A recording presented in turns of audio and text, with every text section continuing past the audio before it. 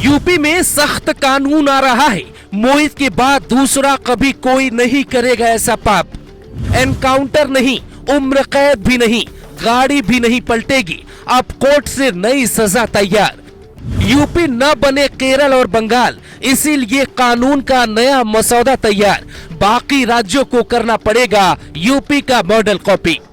एक तरफ कोलकाता केस के आरोपी के लिए सबसे सख्त सजा की मांग हो रही है, तो दूसरी तरफ योगी सरकार सख्त कानून लाने की तैयारी में है, जिसके बाद एनकाउंटर, उम्र कैद और गाड़ी पलटने की बात भी पुरानी हो जाएगी। और जो लोग आरोपियों को बचाने की कोशिश करते हैं, उनका भी तगड़ा इंतजाम हो जाएगा, क्योंकि कुछ लोग आज भी बोहित खान और नवाब सिंह यादव जैसे आरोपियों के लिए जमानत की मांग करते हैं। एक वकील ने बाकायदा याचिका दाखिल कर कहा है, जज साहब बोहित को जेल में नहीं बल्कि बाहर होना चाहिए। इसे सुन के जज साहब भी हैरान हो गए और सुनवाई की तारीख 22 अगस्त तक तय कर दी। अब 96 घंटे के भीतर यूपी पुलिस को तमाम वो सबूत जुटाने हैं जिससे बोहित को जमानत न मिल सके। सूत्र कहते हैं कि यूपी पुलिस इस केस को मिसाल के तौर पे पेश करना चाहती है।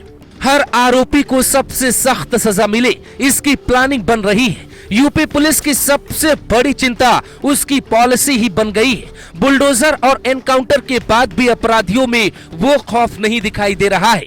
अब इससे भी बड़ी सजा देने का खाका तैयार किया जा रहा है।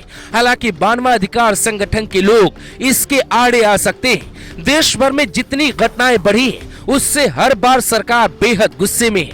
कोलकाता से लेकर उत्तराखंड और यूपी तक की घटनाएं हिला देने वाली है। यही वजह है कि पहले लाल किले से प्रधानमंत्री नरेंद्र मोदी ऐसे लोगों को कड़ी सजा देने की बात करते हैं, और उसके 3 दिन बाद योगी आदित्यनाथ ऐसे लोगों को जल्लाद की संज्ञा दे देते हैं।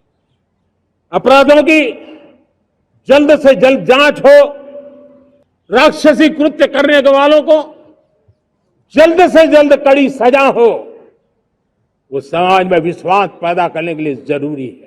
ऐसा पाप करने वालों को भी डर पैदा हो कि ये पाप करने की हालत ये होती है कि फांसी पर लटकना पड़ता है, और मुझे लगता है कि डर पैदा करना बहुत जरूरी है। ये वही लोग हैं जो लोग बड़ी बेशर्मी के साथ एक चिकित्सक, एक डॉक्टर के साथ, एक महिला डॉक्टर के साथ हुई हैवानियत पर बेशर्मी के साथ उन जल्लादों का समर्थन करते हुए दिखाई दे रहे हैं।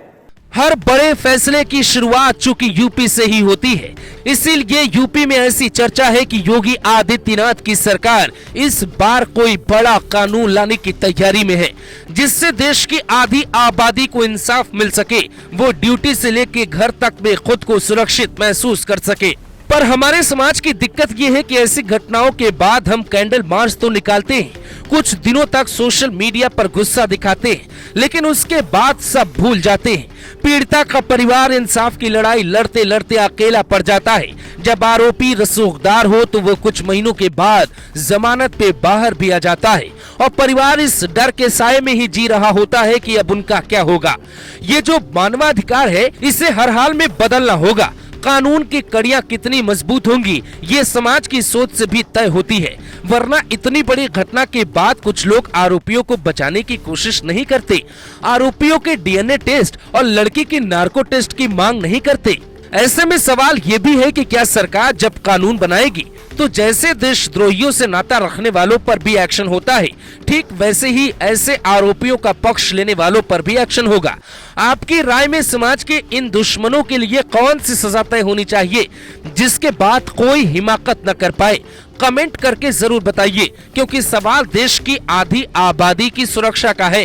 ये ठीक वैसा ही है जैसे जंगल का भेड़िया शहर में घूमे और एक की मौत के बाद पूरा परिवार ये सोचता रहे कि पता नहीं अगली बारी किसकी होगी। इसीलिए आवाज उठाइए, कानून की मांग कीजिए, उसे लागू करवाइए और सबकी सुरक्षा तय करिए, क्योंकि आप दूसरे का केस देख के उसके समर्थन या विरोध में खड़े हो सकते हैं, लेकिन इस बात को निश्चिंत नहीं कह सकते कि ऐसी घटना आपके साथ या आपके परिवार में नहीं घट सकती।